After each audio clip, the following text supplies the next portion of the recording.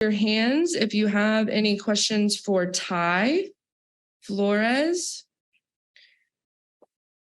You can raise your hand in the reactions tab. All right. Patrick, go ahead and get us started, please.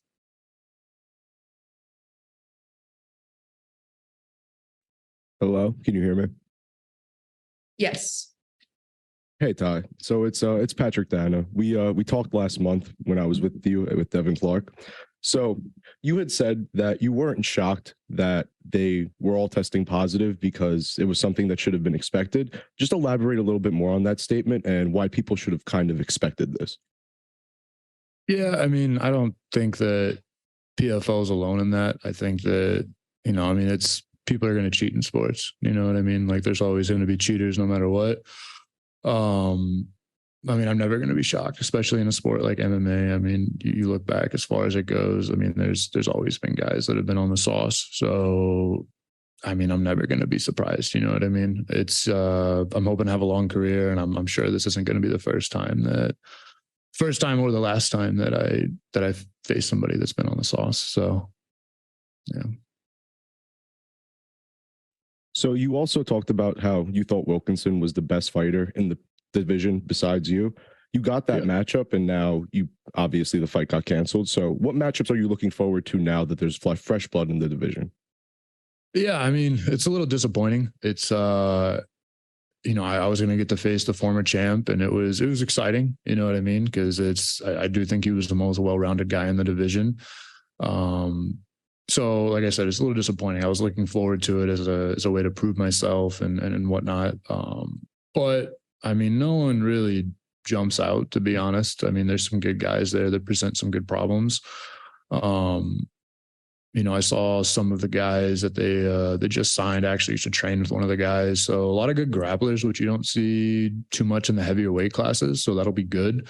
I train with all grapplers, but I haven't really faced much adversity on the ground. But, guys like Hamlet, guys like Silvera, obviously pretty good on the ground. So I think it'd be a good test, a good challenge. All right. Thank you, Ty. Good luck. Thanks. Jiro. Hey, Ty, how are you doing? Good, man. How are you? Good. I mean, obviously you said you're disappointed that you're not going to be able to face Rob Wilkinson, but your new opponent, Dan Spohn, have you been able to see anything about him, and what do you make of him? Yeah, I mean, I've seen a little bit. He's a vet, man. He's kind of getting up there in age, but I mean, he's a dog. I mean, the props to him for taking the fight on 2 weeks' notice. And I know he just fought and he lost. So, I know he's going to be looking, to get back in the win column. So, I mean, props to him. I mean, nothing bad to say about him at all. I mean, he's a tough guy, good striking, good ground. He's pretty well-rounded. I'm just happy and lucky to have an opponent, to be honest. And after your great performance in Vegas, what's going to be the key for you to stay in the win column this time around in Atlanta? Just keep doing what I'm doing. I mean, this is my fourth fight in 6 months, because I had 2 right before I got onto the season. And I've just been, the past 2 years, it's just been a lot of technique, working with some new coaches and whatnot. All right. Sorry about that, guys. Jiro, did you have another question? No, that was it for me. Thank you, Ty. Awesome. Thank you. Danny. Hey, Ty. I know you said you weren't really surprised because, in sports, people are going to, try to find ways to get ahead and whatnot. You're not surprised with the suspensions, but it was 5 of the 10 people competing in your division. That's like 50% of the entire participants. You weren't not even shocked by the number? I mean, did you guys look at those guys? Were you guys really shocked? Look, we talk about you on like a level playing field. I was talking to my teammate. I mean, I'm clean, but I was like, shit, should I get on something? Like, I almost feel like I'm the only guy that's not, I mean, there's a couple of guys I don't think that are, but I mean, yeah, I don't know if you guys are seeing the same thing I was, but Jesus Christ, those guys were huge. Yeah. And obviously, one of the guys that was pulled was Rob, who was the most recent champion in the division. Do you feel like in any way this suspension taints his achievement of becoming PFL champion last year? I mean, depending on how you look at it, like, again, it's like, was he the only one? Like, is it unfair if there were other guys on the sauce? Like you just said, I mean, there was, half of the division. So it's like, yeah, I mean, he got popped, but how many of those guys last year were on something, you know what I mean? So it's like, maybe. And on the flip side of that, to be honest, I mean, I think 2 or 3 of the guys, or actually like 4 of the guys, 3, I don't even remember so many of them, but like the majority of them that won or that popped actually lost. So it's not like this like end all be all thing, you know what I mean? And if you look at like the Fleury Jocko fight, it wasn't a great fight, you know what I mean? Like it was a split decision. I could see it going either way, and both guys ended up popping, but it's like, I mean, I don't think it helps you fight better. I think it helps you recover a little bit more, which would be nice, but it's like, you got to do what you got to do, Yeah. By that, I don't mean take steroids. I realize how that just came out. I meant it more like you just got to keep showing up, not taking steroids. Or, I mean, I don't know. If you want to roll the dice, fuck it. Thank you, Ty. Good luck. Thanks. Jay Christian. What's going on? Jay Christian, Gary, Focus Fights Audio. How you doing, Big Medicine? Good, man. How you doing? I'm doing all right. Just got, a few questions to ask. But considering the fact that, let's just say you're obviously a light heavyweight. You've seen half the damn division get wiped out due to, let's just say enhancement, so to speak.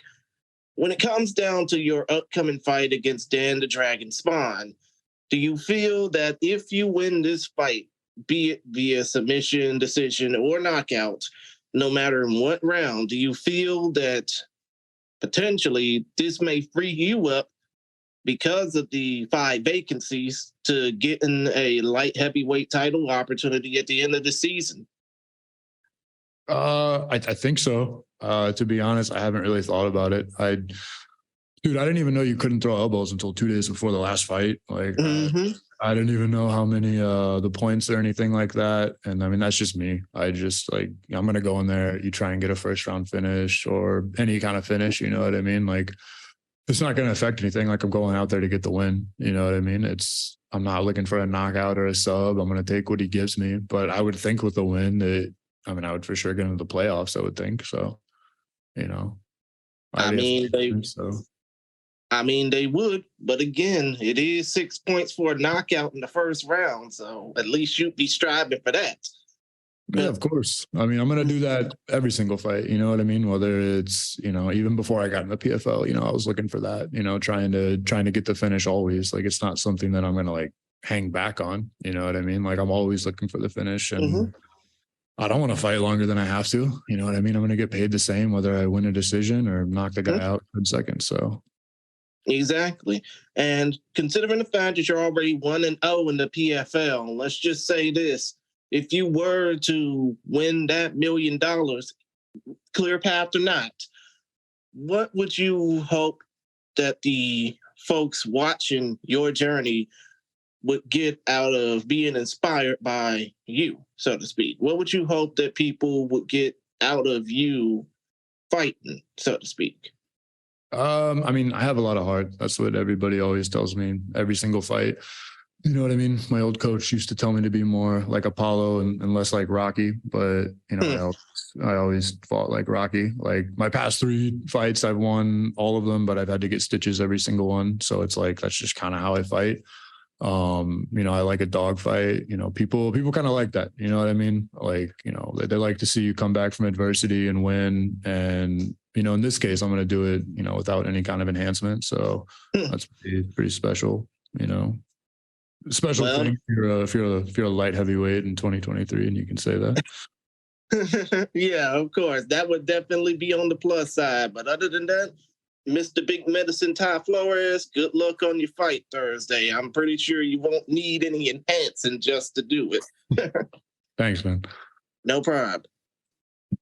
All right, Gavin, our last question, please. Hi, Ty. Gavin from Airtime with Gavin. So obviously, with a lot of fighters being added to the division, do you think you'll adjust your game plan or style in case all these fighters go out and get quick finishes and then you're stuck on 4 points and they're all have 6? I mean, no, man. It's been like a weird camp because I've had 3 opponents, so it's like I'm just focusing on doing what I'm gonna do. You know what I mean? I went from southpaw to orthodox to southpaw. That was one thing which I switched my stances and stuff. So it's something where it's like I don't think it's gonna be a huge deal, but I'm going to go out there. I'm going to do what I'm going to do. You know what I mean? It's my 3rd opponent. I planned on doing the same exact thing to all 3 guys. All 3 guys, of course, they have different attributes, different things that they do, but I'm going to go in there and impose my will and do what I do. I'm not really concerned about what they do or what the other guys do. You know what I mean? Like, I'm not going to put myself into more danger and go out there and brawl in the first round and then get knocked out. You know what I mean? Like I said, I want to have a long fighting career. Like, I love this life. I don't need any extra CTE going out there and being reckless. You know what I mean? And it's going to piss my coaches off too. You know what I mean? Like, we're here to win at the end of the day. And I want to be able to remember my name. Like, you see some of these guys and like, they just fight so dumb. And it's like, yeah, it's like, you knock a guy out or you get knocked out in the first round. And it's like, that's not the type of fight I'm going to do. You know what I mean? Like, I've already proven I'm a dog, but I don't need to like fight stupid. You know what I mean? So no, what other guys do isn't going to matter. Like, right now I have 1 win in the season and 3 points, and everyone else who just got signed, they have to catch up. That's how I look at it. Okay, thanks for your time. All right. Ty, thank you so much. Appreciate your time today. Cool. Do I have to go over there and do questions?